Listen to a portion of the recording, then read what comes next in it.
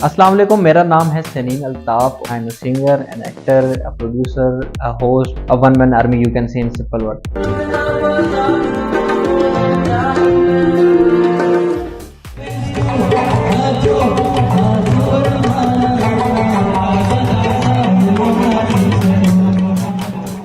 और भी कोई आपकी अचीवमेंट जो आप हमसे डिस्कस करना चाहें? भी मैं वीडियोस बना पे घर वाले कहते तू पागल हो गया। तो आप जो है सबसे ज़्यादा अपना इंस्पिरेशन मॉडल हैं। तो मेरे अब्बू को भी एक्टिंग का शौक था। कैमरे के सामने और कैमरे के पीछे दोनों में से कौन-सी दुनिया आपको ज़्यादा अट्रैक्ट? मुझे कोई क्लिनिक खोल के दे दे, गवर्नमेंट जॉब दे दे, मेरे पास लाखों करोड़ों रुपए हो जाए, लेकिन मुझे दिल का सुकून है ना, वो चीज़ नहीं है। So stay connected with sensor be unique.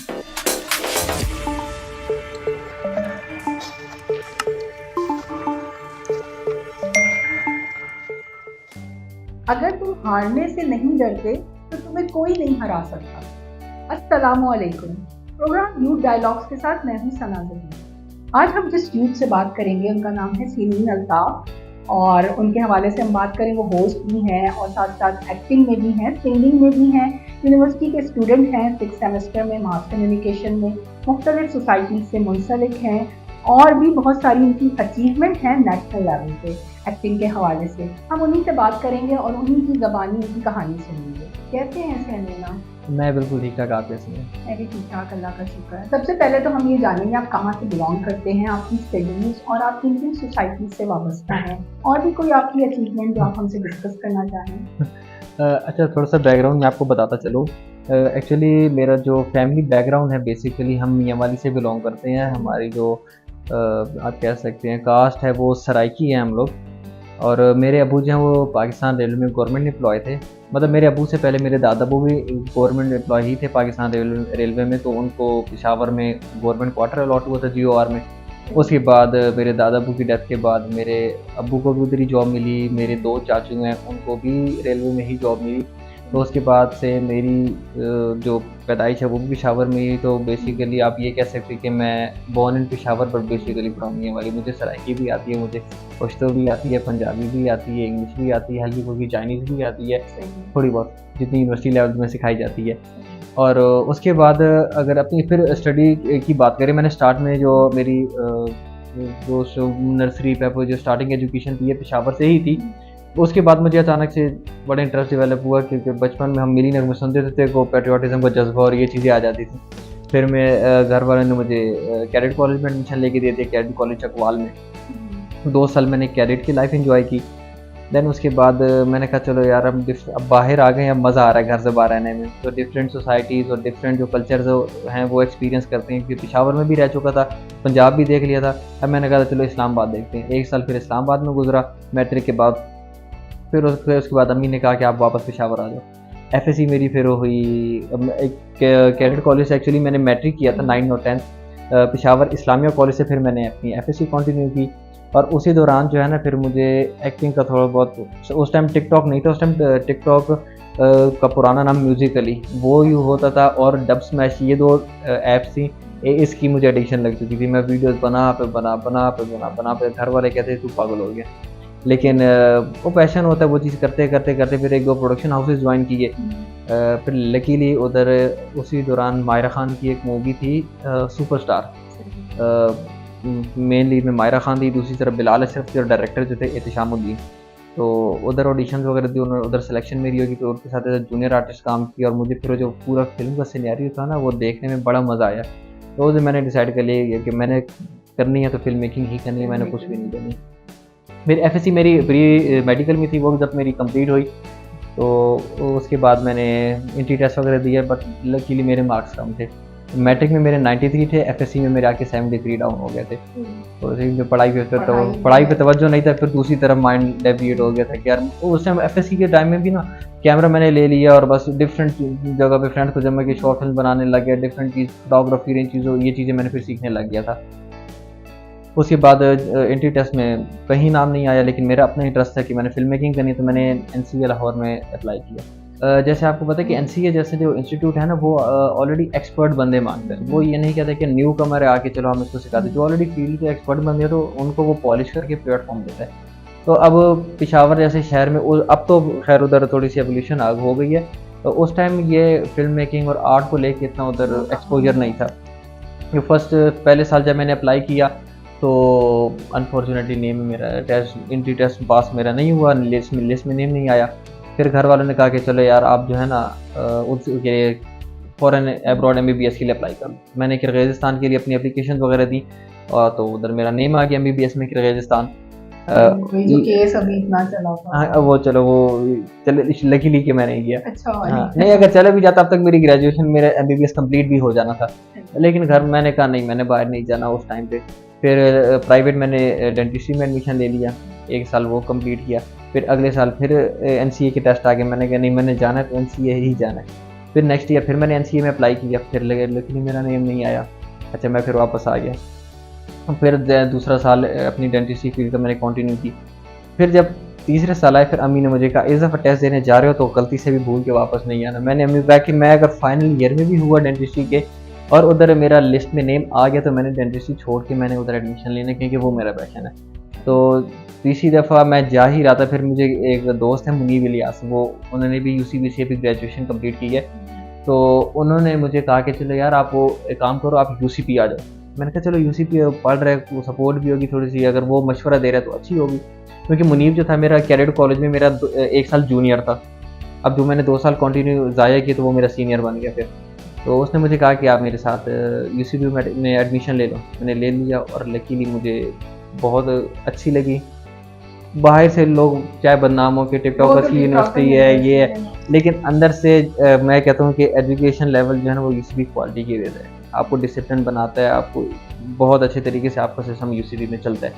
उसके बाद बस लगे रहे, एडमिशन लिया और स्टडी के साथ साथ मैंने जॉब्स वगैरह भी की। अब कैमरे के आगे आने का मुझे शुरू से ही शौक था, तो फिर मैंने UCP के अंदर ही वर्कशॉप वगैरह एक्टिंग की, ड्रामेटिक सोसाइटी ज्वाइन की, एक्टिंग सीखी और मल्टीपल थिएटर्स मैंने किए UCP के साथ, बाहर भी मैंने किए, शॉर्ट फिल्म में भी काम करता रहा।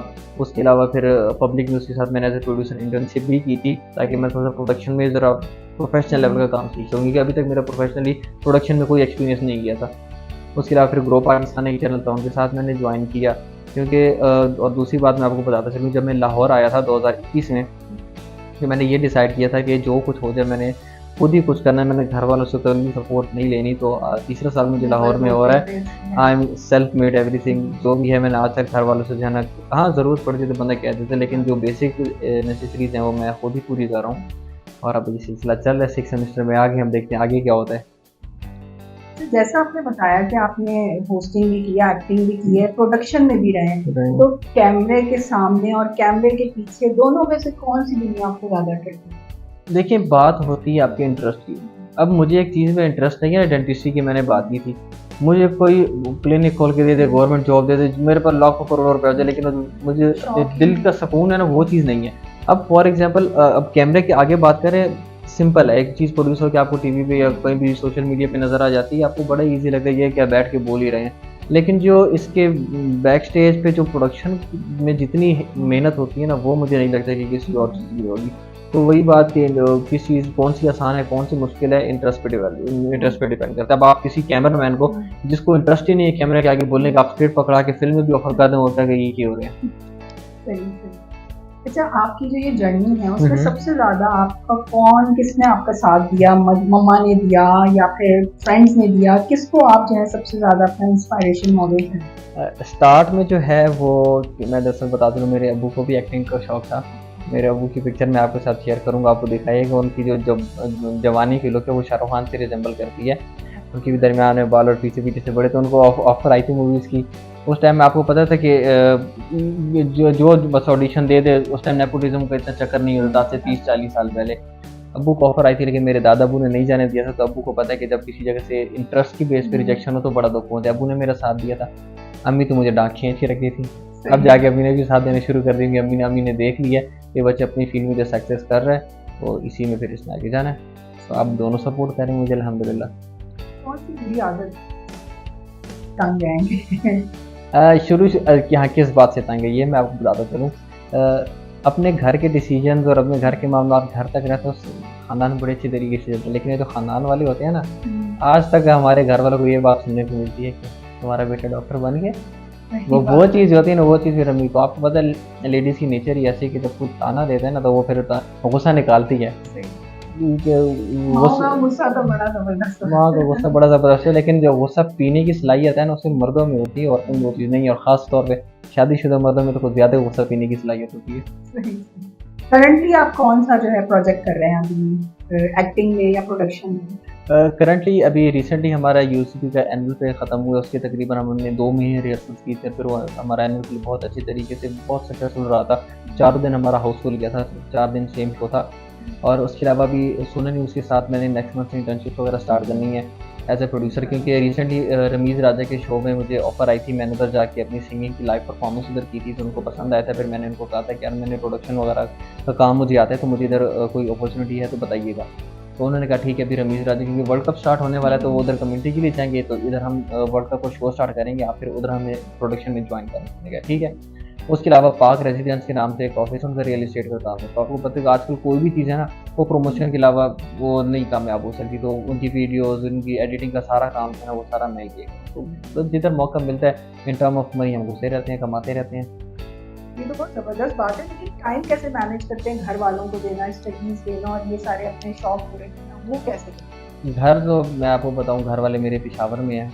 मैं मंथ के बाद, 1.5 मंथ के बाद कभी चला जाता हूँ सिर्फ 2 दिन के लिए। तो फ्राइडे को मैं जाता हूँ शाम को, सैटरडे को सुबह पहुँच गया, एक रात उधर गुजारी, संडे नाइट को फिर वापस उधर से आए, और सुबह मंडे को पहुँच गया वापस लाहौर, और मंडे को मेरी क्लास स्टार्ट। सही। बस यही रूटीन है, सुबह उठते हैं अर्ली मॉर्निंग 8, 9, 10 बजे उठते हैं, हमें जॉब पे जाना पड़ता है। उधर से अपना जो भी काम, जो भी टास्क मिला होता है वो कंप्लीट करके आते हैं, अपनी स्टडी को टाइम देते हैं, स्टडी के अलावा फिर एक्टिंग के लिए कुछ वर्कशॉप्स वगैरह होती हैं वो अटेंड करते हैं, म्यूज़िक की हमारी क्लासेस होती हैं यूसीपी के अंदर ही, तो वो करते हैं। उसके अलावा फिर रूम में जब आते हैं थके होते हैं, थोड़ा फ्रेश होके फिर दोस्तों को टाइम देना होता है, घर कॉल कर ली अपनी, वो बाकी वो प्राइवेट प्रोजेक्ट्स में मैं पकड़ता हूँ एडिटिंग वगैरह की, क्योंकि मुझे एडिटिंग वाली चीज़ में कमांड हासिल है। वो भी प्राइवेट में प्रोजेक्ट पकड़ता हूँ, तो रात को वो उस पे बैठा रहता हूँ समटाइम्स, फिर रात को सो जाते हैं, फिर सुबह उठे। जैसे जो बुक रीडिंग वगैरह के शौक हैं? कभी नहीं, आई हेट जर्नलिज्म, इसी वजह से मैं जर्नलिज्म में नहीं किया, पढ़ना बहुत पड़ता है। लेकिन फिर पढ़ना तो हर फील्ड में पड़ता है आगे जाने के लिए। अब मेरी जो फील्ड है वो प्रोडक्शन है, तो हमें प्रैक्टिकल ज़्यादा करना पड़ता है हर चीज़ पर। ये तो बहुत ज़बरदस्त बात है। आपका कोई दिलचस्प वाक़या जो आप शेयर करना चाहें सबसे?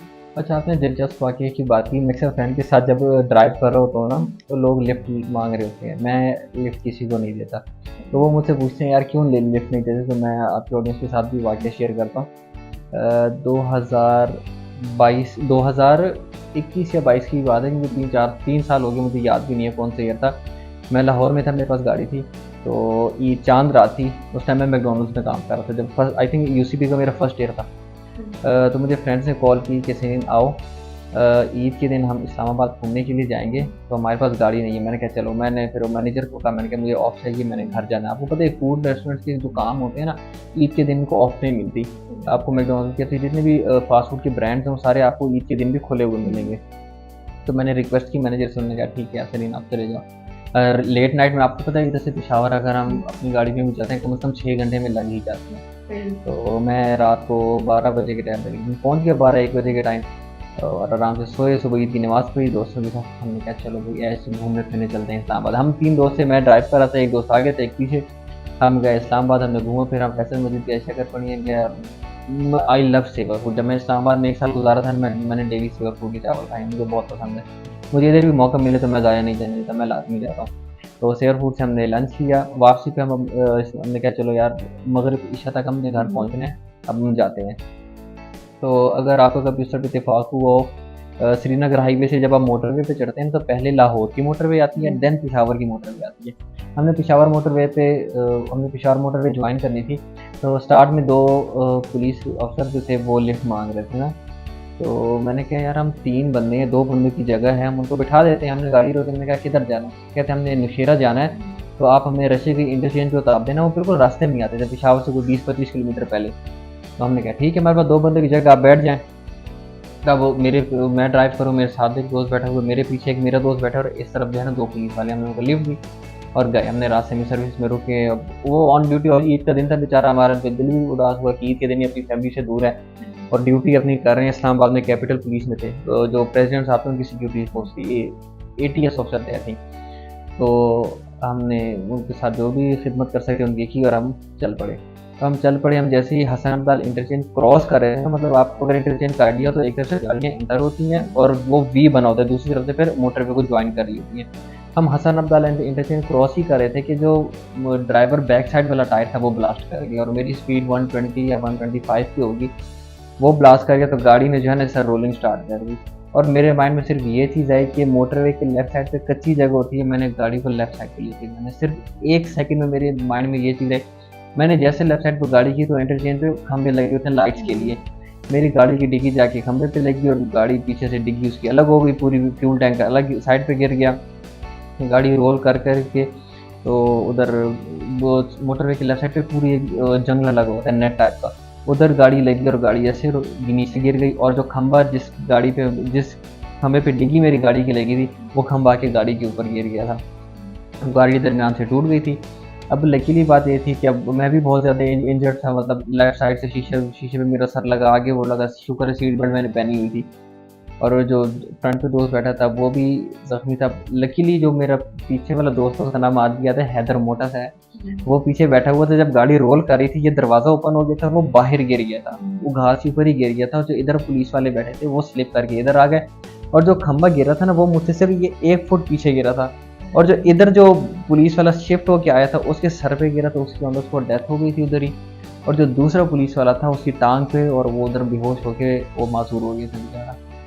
और वो बहुत बुरा एक्सपीरियंस था हमारा उधर। फिर मैंने हर तरफ से गाड़ी इस तरफ पिछकी हुई थी, अब कहाँ से गए, फिर मैं खिड़की से बाहर निकला, मैं इशारे कर लूँ कोई हेल्प के लिए, रुको रुको, कोई नहीं आ रहा था। लकीली फिर एक गाड़ी आई तो पीछे सारी लाइन लग गई थी और साथ ही इंटरचेंज था तो मोटरवे पुलिस वाले भी आ गए थे, नॉर्मल पुलिस वाले भी सेफ्टी देने के लिए आ गए थे, एम्बुलेंस भी आ गए थे उनको। और अब जब बंदे की हालत में ना बंदे को अपनी चीज़ें नहीं याद रहती, जब अब उनको एम्बुलेंस में डाल के ले गए, हमने कहा चले हम अपने मोबाइल वगैरह देखेंगे। आजकल आपको पता है मोबाइल भी काफ़ी एक्सपेंसिव है, 50,000 60,000 लाख रुपए के मोबाइल होते हैं।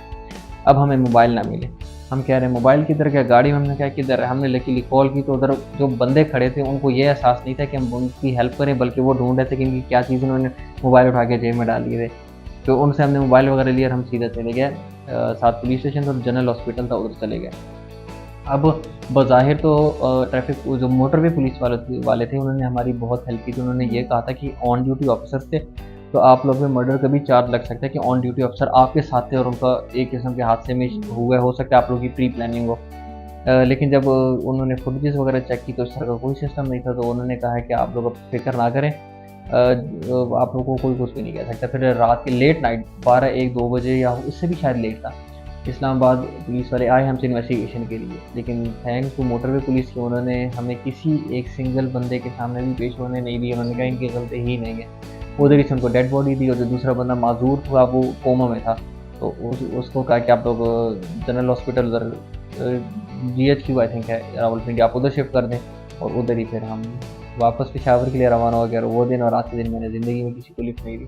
अपनी जान का मतलब रिस्क ले ले, किसी और का ना ले। इसको सुन के लगता है जैसे वो कहते हैं ना मौत छू के गुजर मौत गई। को छू के टक से वापस आ सकते हैं। अल्लाह ताला ने ज़िंदगी दिया, आप इसको जो है अच्छे कामों में इन्वेस्ट करें और इतने सारे काम करते हैं अपने आप को रिलैक्स करने के लिए जाते हैं। रिलैक्स करने के लिए जब मेरा दिल करता है मैं सो जाता हूँ। अच्छा, मैं अभी क्या मैं इधर बैठे बैठे सो जाऊँगा, मुझे नींद बहुत आती है क्योंकि रात को नींद पूरी नहीं होती, जब दिल करता है सो जाता हूँ। और कोई हॉबीज हैं इसके अलावा, जैसे स्विमिंग है, राइडिंग, कोई डिफरेंट चीज़ इंटरेस्ट? मैंने मल्टीपल चीज़ें एंजॉय की। मुझे आपने कहा ना रिफ्रेशमेंट के लिए क्या करते हैं, अब परसों मेरा एक कज़न आया हुआ था, उसने क्या स्विमिंग पूल जाना है, मैंने कहा चलो चलते हैं उधर। हम रात को स्विमिंग, रात को आपको तो कोई नहीं स्विमिंग करता, दिन को सारे गर्मी में करते हैं, हम लेट नाइट गए स्विमिंग के लिए। उसके अलावा अगर सबसे ज़्यादा जो मुझे सुकून देते हैं, एक क्योंकि मैं मल्टीपल स्पोर्ट्स में, मुझे फुटबॉल भी आती है, बास्केटबॉल भी आती है, वॉलीबॉल भी आती है, क्रिकेट भी आती है, लेकिन जो इंडोर गेम्स हैं उनमें से मुझे टेबल टेनिस और स्नूकर, ये बड़े सुकून से मैं खेलता हूँ और मुझे बड़ा मज़ा आता है खेलने में। बंदा माइंड फ्रेश हो जाता है। अक्सर मैं 3-3 4-4 घंटे कॉन्टीन्यूसली गेम खेल लेता हूँ। आपके कोई भाई बहन हैं? मेरी छोटी 2 बहनें हैं, मैं ही सबसे बड़ा भाई हूँ, तो सबसे ज़्यादा रिस्पॉन्सिबिलिटी ही मुझ पे है। जो आपका जो लाइफ का जो पैटर्न है, आपको कोई मेंटोर तो चाहिए होता है या मोटिवेशन? किससे मोटिवेशन? अच्छा, मोटिवेशन मैं आपको 3 पर्सपेक्टिव में लेके जाऊँगा क्योंकि मैंने मल्टीपल फील्ड में काम किया है। अगर मैं एडिटिंग की बात करूँ और जितने भी ग्राफिक्स का काम है वो भी मुझे आता है। तो उसमें एक यूट्यूब पे बहुत अच्छे टीचर हैं, वो सिखाते हैं, उनको तकरीबन मैं 5 साल से फॉलो कर रहा हूँ। उनकी फर्स्ट वीडियो से लेकर आज तक उनकी हंड्रेड्स ऑफ वीडियोज़ हैं, मैंने सारी देखी हैं। इमरान अली दीना जीएफएक्स मेंटोर, वो आपको हर चीज़ सिखाते हैं, मतलब एडोब प्रीमियर, फोटोशॉप, इलस्ट्रेटर, इन कोड और पता नहीं क्या-क्या चीज़ें उन्होंने सिखाई हैं। तो एडिटिंग में उनसे इंस्पायर उनकी क्रिएशन, उनकी क्रिएटिविटी बहुत अच्छी है।